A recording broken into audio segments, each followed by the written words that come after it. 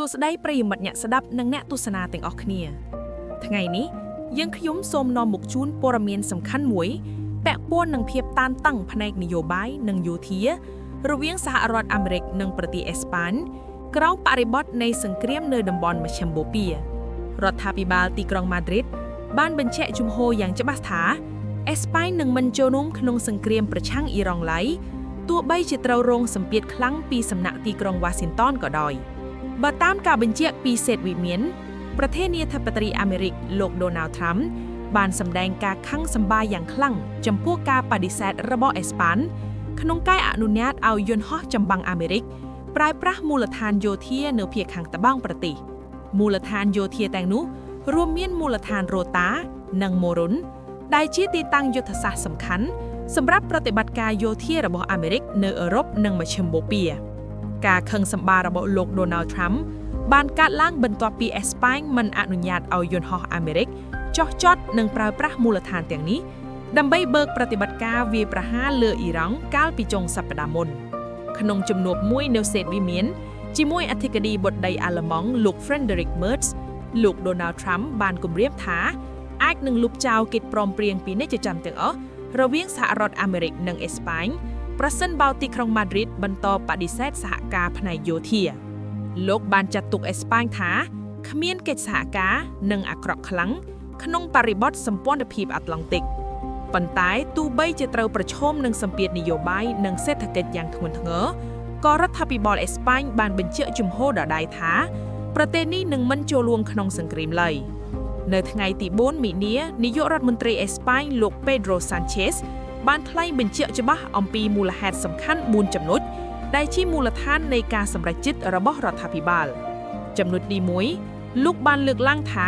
សង្គ្រាមគឺជាការបំផ្លាញច្បាប់អន្តរជាតិដែលត្រូវបានបង្កើតដើម្បីការពារសន្តិភាពនិងសុវត្ថិភាពរបស់មនុស្សជាតិទាំងអស់ចំណុចទី2លោកបានបញ្ជាក់ថាជម្លោះអន្តរជាតិមិនអាចដោះស្រាយដោយអាវុធនិងគ្រាប់បែកបានទេប្រវត្តិសាស្ត្របានបង្ហាញហើយថាសង្គ្រាមភាគច្រើននាំមកនូវវិបត្តិបន្តបន្ទាប់ចំណុចទី3គឺការចូលរួមសង្គ្រាមជាការធ្វើខុសដដែលពីអតីតកាលដែលមនុស្សជាតិគួរតែសិក្សាបទពិសោធន៍ហើយមិនគួរធ្វើឡើងវិញហើយចំណុចទី4ដែលជាចំណុចសំខាន់បំផុតគឺរដ្ឋាភិបាលអេស្ប៉ាញប្រកាន់ជំហរដាច់ខាតថាមិនធ្វើសង្គ្រាមលោក Pedro Sanchez ក៏បានរំលឹកដោយបទពិសោធន៍សង្គ្រាមឈ្លានប្រទេសអ៊ីរ៉ង់ក្នុងឆ្នាំ2003ដែលដឹកនាំដោយសហរដ្ឋអាមេរិក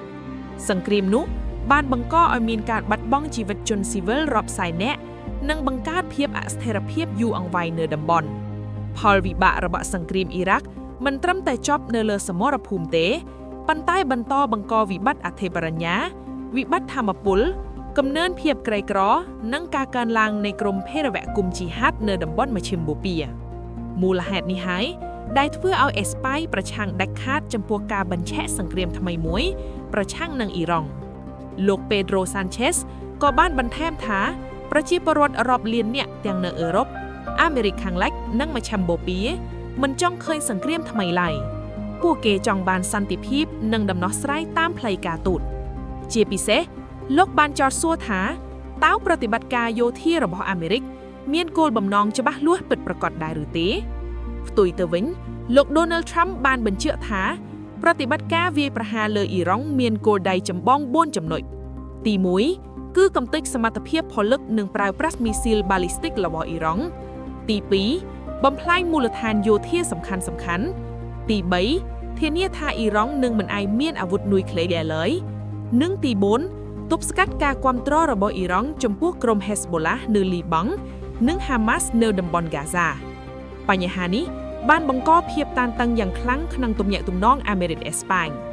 យ៉ាងណាក៏ដោយសហភាពអឺរ៉ុបនិងប្រទេសបារាំងបានប្រកាសសាមគ្គីភាពជាមួយអេស្ប៉ាញគេបានសម្ដែងការគាំទ្រចំពោះសិទ្ធិអធិបតេយ្យរបស់មួយប្រទេសក្នុងការសម្រេចចិត្តអំពីការចូលរួមឬមិនចូលរួមក្នុងសង្គ្រាមទន្ទឹមនឹងនេះរដ្ឋមន្ត្រីការបរទេសអេស្ប៉ាញលោក José Manuel Alvarez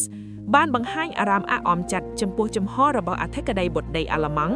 លោក Friedrich Merz ដែលមិនបានបង្ហាញការគាំទ្រច្បាស់លាស់នៅពេលដែលអេស្ប៉ាញត្រូវរងសម្ពាធពីសហរដ្ឋអាមេរិកស្ថានភាពនេះបង្ហាញឲ្យឃើញថាមានភាពបែកបាក់ខ្លះៗក្នុងសម្ព័ន្ធភាពអឺរ៉ុបនិងអាត្លង់តិក ខណៈពេលដែលពិភពលោកកំពុងប្រឈមនឹងវិបត្តិសន្តិសុខថ្មីៗ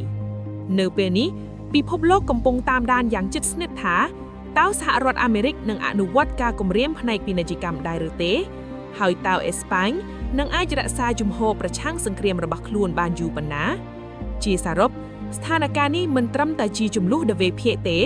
ប៉ុន្តែអាចប៉ះពាល់ដល់ស្ថិរភាពនយោបាយនិងសេដ្ឋកិច្ចនៅទ្វីបអឺរ៉ុបទាំងមូលតើពិភពលោកនឹងឆ្ពោះទៅរកការប្រឈមផ្លូវយោធាថ្មីមួយទៀតឬអាចរកដំណោះស្រាយតាមផ្លូវការទូតយើងនឹងបន្តតាមដាននិងជូនព័ត៌មានបន្តបន្ទាប់សូមអរគុណសម្រាប់ការតាមដានស្ដាប់និងទស្សនាជួបគ្នានៅព័ត៌មានបន្ទាប់